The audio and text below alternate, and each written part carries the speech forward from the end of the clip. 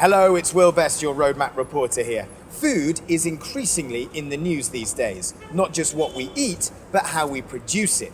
There's a growing awareness that the way we farm has a big impact on the environment.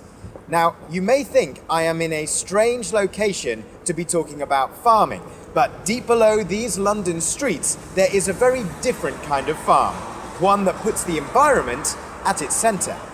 I've been told that hidden inside this old London Underground building is the entrance to the world's first subterranean farm. Hi Will, welcome to Going Underground. Hey Richard, thanks for having me. This is really exciting. I'm so curious, a farm underground? Yeah, I mean, come on round to the lift and I'll take you downstairs and show you. Brilliant. I'm glad we're taking the lift. The farm is 12 stories below the surface, deeper than most of the London Underground. Wow, it's exciting. Yeah. And a bit scary. So this is one of the deepest points in London? Yeah, I mean, some of the other points of the Northern Line are a little bit deeper, but come on through. Right, thank you. This is our biosecurity area, so this is where we get changed and get ready to go into the farm. To prevent contamination from the outside world, we have to put on boots, hairnets, and other protective clothing. This is beginning to feel more like a science fiction film than a trip to the farm. These tunnels are amazing. What were they before? Well, originally they were World War II air raid shelters.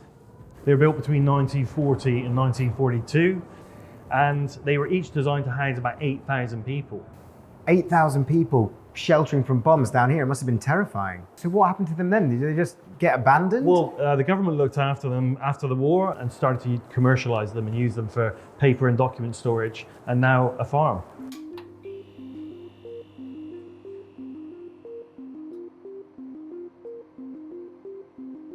This is a very long tunnel.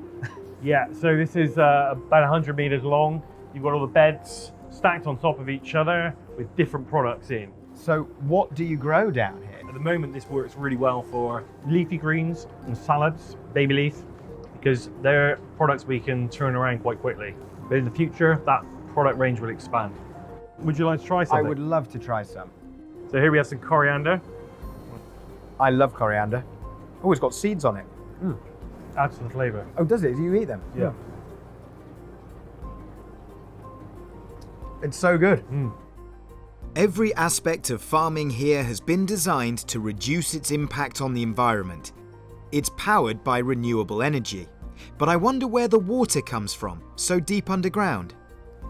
It obviously doesn't rain down here, so how do you get water to all of these plants? Underneath the floor here, we have another level, and there are water tanks all the way below us. And it's a recirculating water system, so we use 70% less water than conventional agricultural methods. 70% less water than regular farming, that's amazing. So how long did all these take to grow? How long is one cycle? So depending on the crop, is anything from about 5 to 12 days with the crops we're growing at the moment. We don't use any pesticides on our products. This is a controlled environment agriculture, which enables us to grow in the same conditions year round. Right. So we have 365 days of consistent harvest. And of course, you never get a harvest that fails. You don't have anything that's ruined by extreme weather. Exactly, and to give you an example, pea shoots, which are one of the crops we grow here, if you were to grow those in a soil above ground, you get 3 or 4 harvests a year. But in our farm or in controlled environment agriculture, you can get up to 60 harvests a year. And that's amazing. The more I learn about this place, the more I like it. It just keeps getting better and better. Next stop, Richard takes me behind the scenes. Okay, Will, so here is the sowing area.